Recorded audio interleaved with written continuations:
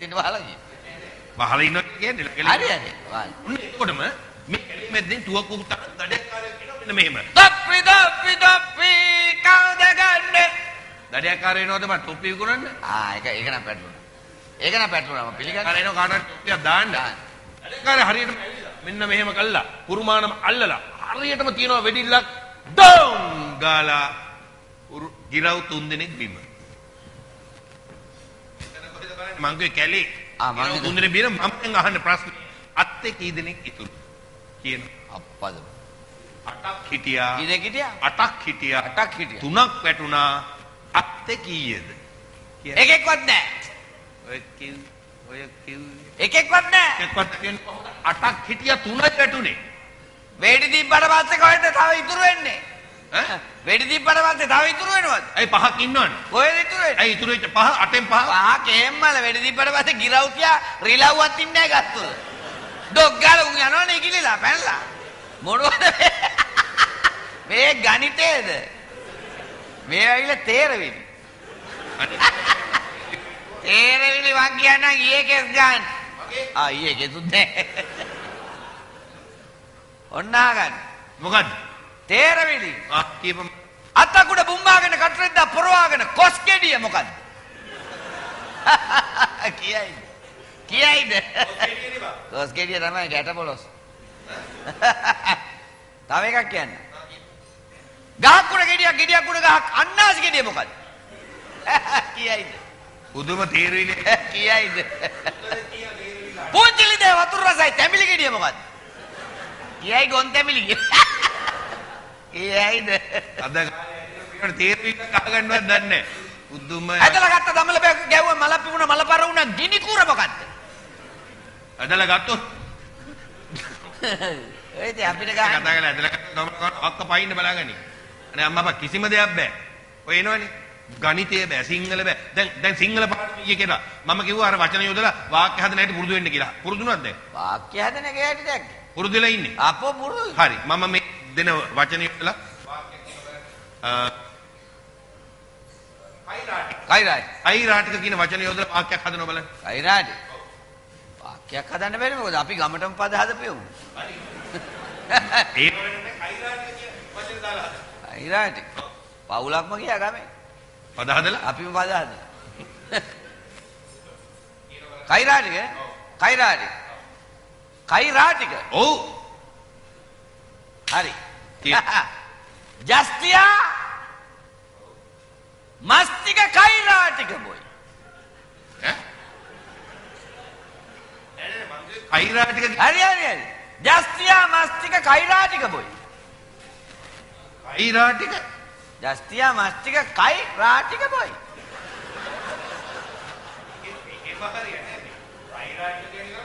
අපිට කියන දේ. හරි කපට ඉන්නනේ ඌ දෙකම කාලා බීලා යන්නේ. ඌ හොඳ එකක් නා අපිටත් දෙනවනේ. ඒක වැරදි. එහෙම ඒක වැරදි. හරි. ඒක අමාරු ගන්න. මේ වචනේ ගන්න. අපිට අමාරු නේ. තුරුලතා. අසනයින්. තුරුලතා. ඈ? ඒක නම්බර ඒ තුරුලතා කියන වචනේ දාලා වාක්‍යයක් හදනවා. අර තුරුලතානේ. ඒක නම්බර හැබැයි මේ පස්සේ මට මුකුත් කියන්න එපා. පස්සේ මොනවා කියන්නද වාක්‍ය හදනවා. තුරුලතානේ. ඔව්. ගැට නැජයක්. මොකද ලැජ්ජින්? ලැජ්ජ වෙන්නේ මොකද? තුරුලතානේ තුරුලතා. තුරු හැබැයි මට පස්සේ ඔන්න මුකුත් කියන්න එපා. වාක්‍ය හදනවා ඉක්මනට. තුරුලතා. මම ලැජ්ජයකෝ. ඉක්මනට කළා මේ වාක්‍ය හදනවා. මම හරි පටන් ගන්නවා මම එන තුරුලතා බලා සිටි. ඈ? මම එන තුරුලතා බලා සිටි. මේ තුරුලතා කියලා දාපු විදිහ ලතා බලා හිටි. තුරුලතා මරු තුරුලතා දොඩංගෙඩි දෙකක් උසන තුරුලතා එනකම් බලන් ඉන්නේ. කවුද ඒ ලතා? සර්ගෙදුව කුසුමලතා. ඒකනේ මං කිව්වේ. ඔය අනිත් පාරෙන් කේලම් වලට යනවනේ ගෙවල් වල. එන්නේ නැම පැත්ත පළාතේ ගෙවල් පැත්තේ බලාගනි. හරි. දැන් මම ඊයේ මම කියලා වාක්‍යයක් පටන් ගත්තොත් ඉවර කරන්න ඕනේ මී කියලා. මේ. අපි කියලා වාක්‍යයක් පටන් ගත්තොත් ඉවර කරන්න ඕනේ මූ කියලා. මූ කියලා. ඔව්. දැන් මම කියලා වාක්‍යයක් පටන් අරන් මී කියලා ඉවර කරන්න බලන්න. අපි මී. මම මී. මම මී. ඔව්. මම මී. ඔව්. මම ඔව්. මියන්නේ ඉවර කරන්නේ. යන්නේ ඉවර වෙන්න ඕනේ. මම කැමැතිම පුද්ගලයා නාට්ටාමි. වැරදි කොයිද මී ආවනේ. එහෙම වෙන මියන්නක් තියෙනවද? ඔය මියන්න තමයි. නෑ නෑ. එහෙම ආවිල්ලා හරියන්නේ නෑ. නාට්ටාමී කියන්නේ නාමපදයක්. එහෙම නෙමෙයි. ඒක වෙන්න ඕනේ මේ මොකක්ද ක්‍රියාපදයක් නේ කරන දෙයකින් ඉවර වෙනවා. කරනවා කනවා බොනවා. මම කියලා පටන් ගන්න මී කියලා ඉවර කරන්න. මම මියන්නේ ඉවර වෙනවා. මියන්නේ ඉවර වෙන්න ඕනේ.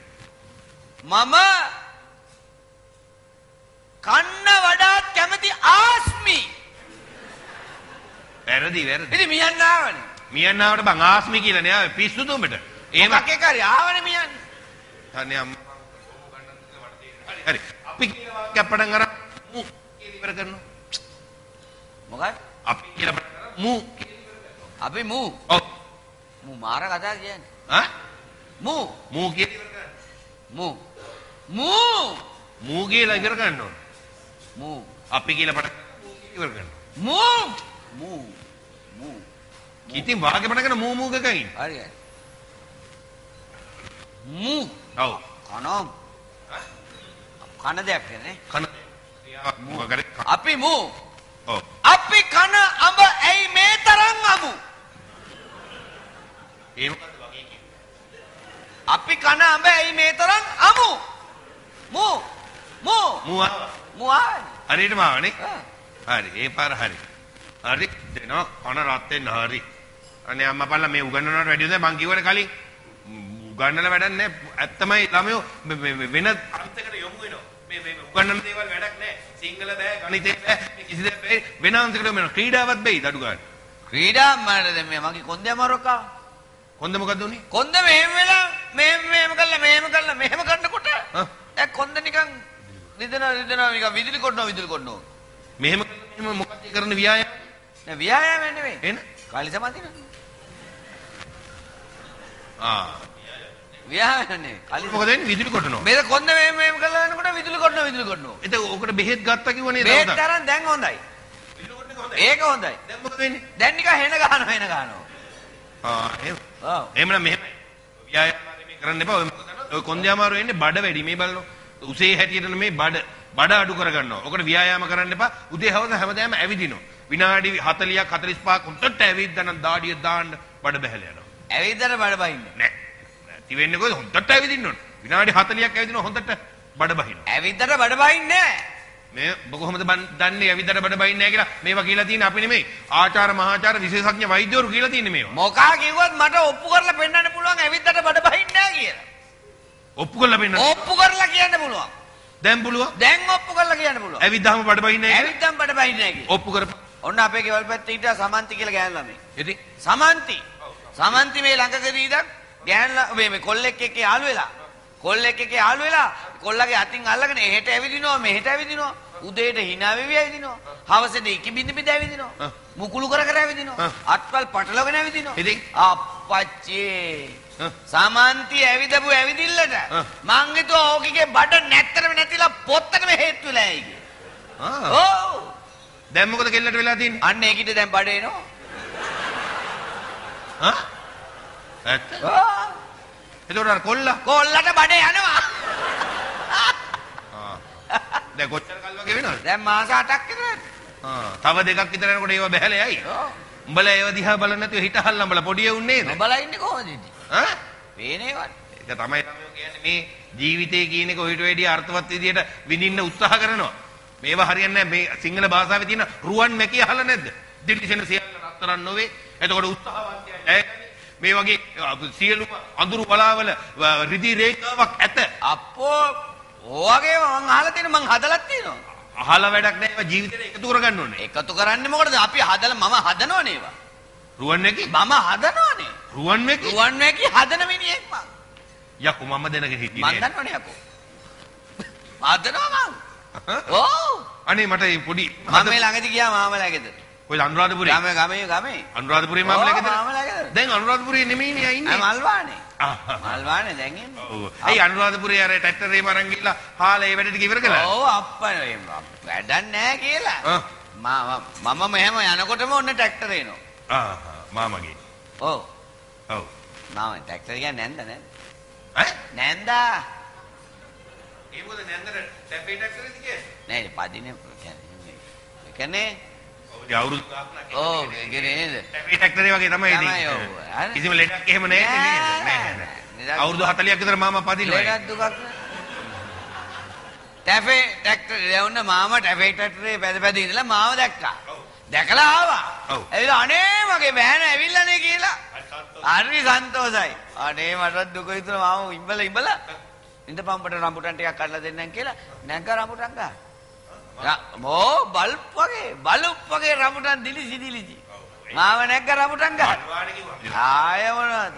කඩනවා සෑප කෑමට ගහගත්ත සරම නැග්ග කැඩුවා.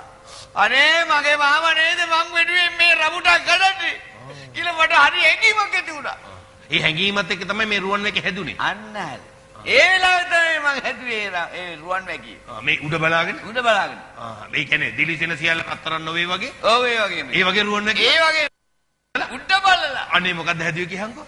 එල්ලෙන සියල්ල රඹුටන් නොවේ. ඔය යන්න. ඔය